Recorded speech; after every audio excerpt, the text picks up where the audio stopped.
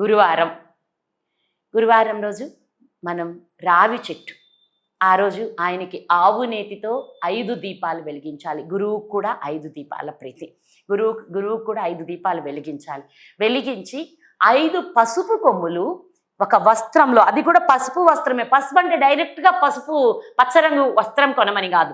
పసుపు వస్త్రం అంటే తెల్లని నూలు గుడ్డని పసుపు నీళ్ళల్లో వేసి బాగా పచ్చగా అయ్యేలా చేసుకుంటే అది పసుపు వస్త్రం అవుతుంది.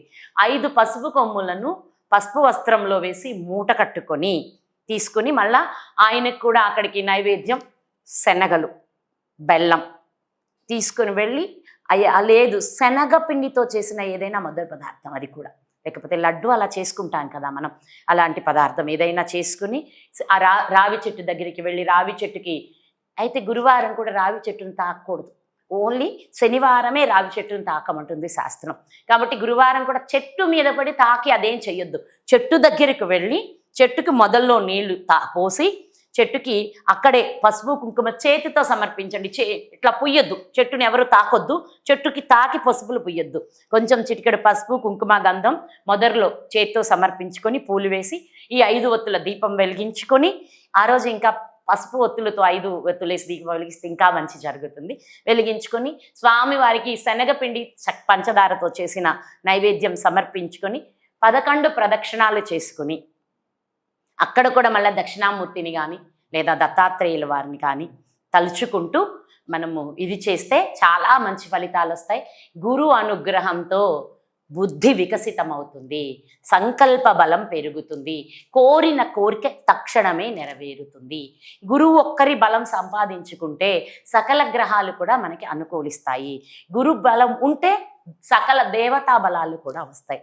అందుకని గురువు అనుగ్రహం కావాలంటే మనం తప్పనిసరిగా ఆధారపడవలసిన వృక్షం రావి చెట్టు. ఈ రావి చెట్టుని ప్రదక్షిణ చేసి పూజ చేసుకుని పసుపు కొమ్ములు ఉన్నాయి కదా, పసుపు కొమ్ముల్ని ఇలా చుట్టి, ఆ గుడ్డ కొంచెం పెద్దదే ఉండేటి ఇలా చుట్టి, అప్పుడు కూడా చెట్టును తాకకుండా అటొకళ్ళు పట్టుకొని వెళ్ళి అక్కడ 3 ముళ్ళు వేసి వచ్చేసేస్తే సరిపోతుంది. ఎలాంటి కోరికైనా నెరవేరుతుంది.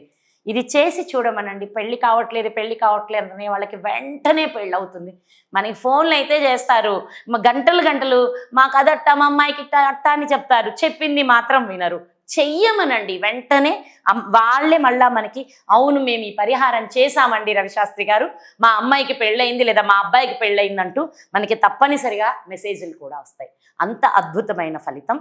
ఇంకొకటి కూడా, కలికాలం కదా, కలి అంటేనే తగవు, కలి అంటేనే విడగొట్టేవాడు. ఇప్పుడు ఆయన రాజ్యానికే మీరు కానీ గమనిస్తే పరిస్థితులు ఎంత మారిపోయాయి చూసారా? అదే యథా రాజా తథా ప్రజ అని కలి మహారాజు ఏలుతున్నాడు కదా. అందరిలో ఆ బుద్ధులు, గొడవలు పెట్టుకుందాం, విడగొట్టుకుందాం, ఒకడిది ఒకటి లాక్కుందాం, వాడిది కాకుండా చేసుకుందాం, ఇతరులకు సంబంధించినవి అన్ని లాక్కుందాం అనే ఆలోచనలు పెరుగుతున్నాయే కానీ సామరస్యము, సహనము, ప్రేమ, దయ, క్షమ ఇవన్నీ కనపడకుండా పోతున్నాయి. ఒక్కొక్కసారి చూస్తే మన దేశాన్ని ఈ రకంగా ఎందుకు తయారు చేస్తున్నారా అని కూడా భయం వేస్తుంది. కాబట్టి నిద్రలేస్తే మా ఆయన అట్టన్నాడు, మా ఆయన ఇట్టన్నాడు, ఇవే ఫోన్లు మనకి. నిద్రలేస్తే ఈవిడ చక్కగా మాట ఉంది, చెప్పిన మాట ఉన్నది. ఆయన ఈ కంప్లైంట్లన్నీ పోవాలంటే వెళ్ళి రావి చెట్టుని భార్యాభర్తలు ఇద్దరు కలిసి పూజించుకొని ఈ పసుపు వస్త్రం చెరి ఒక పక్క వెళ్ళి 3 ముళ్ళు వేసేసి 11 ప్రదక్షిణాలు చేసి దత్త మంత్రమో దక్షిణామూర్తి మంత్రమో ఒక శ్లోకం తీసుకొని చదువుకుంటూ వస్తే అద్భుతమైన ఫలితం ఉంటుంది. ఇప్పటి వరకు మనము దక్షిణామూర్తి శ్లోకం అయితే చెప్పాను, గురవే సర్వలోకానామని. అదే దత్తాత్రేయ శ్లోకం చేసుకోవాలి అంటే ఏంటమ్మా అంటే, నమస్తే భగవాన్ దేవ దత్తాత్రేయ జగత్ప్రభో సర్వబాధా ప్రశమనం కురు శాంతిం ప్రయచ్చమే. ఈ శ్లోకం చేసుకుంటూ 11 సార్లు ప్రదక్షిణ చేసుకోండి. ఈ శ్లోకాన్ని నిత్యం జపించుకుంటే కూడా చూడండి, అక్కడే ఉంది సర్వబాధ ప్రశమనం కురు శాంతిం ప్రయచ్చమే. కలి బాధ నుంచి శాంతి లభిస్తుంది, అన్ని బాధల నుంచి విముక్తి లభిస్తుంది. గురువారం రోజు ఈ పరిహారం చేసుకొని అందరూ సుఖంగా వర్ధిల్లండి.